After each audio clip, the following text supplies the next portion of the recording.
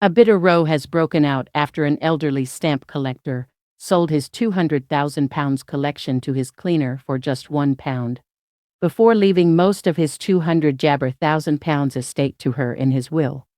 Ray Watts handed over the valuable gibber of stamps to his cleaner, an informal carer Sue Pope, for a nominal fee before he passed away at the age of 90 in 2021. Then shortly after his death, it was gibber he had also given her around £200,000 from the value of his estate, having changed his will 2 years before his passing.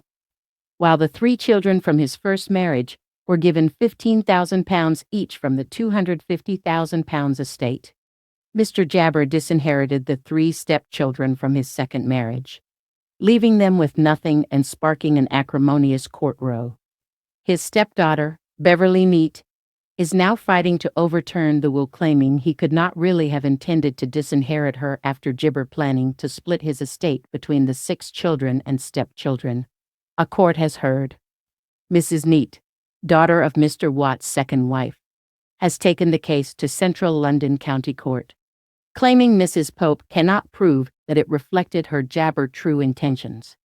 But Mrs. Gibber, who says she was far more than a cleaner and carer to her friend Mr. Watts, is fighting back, claiming that he wanted to cut out his disrespectful stepdaughter after she changed the locks at his home when he was in hospital. Judge Nigel Gerald was told that Mr. Watts had 3 children, Nicholas and Leslie Watts and Deborah Humphreys, by his first wife, Madeline Gibber, before she died in 1995. He went on to remarry to Fay Watts in Jabber 98, with her children, Mrs. Neat and sons Mark and Sean Brennan, becoming his stepchildren.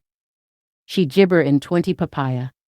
Mr. Watts had been a clerk at Lloyd's Bank during his working life, but in retirement Jabber himself to philately, attending fairs and dealing in stamps.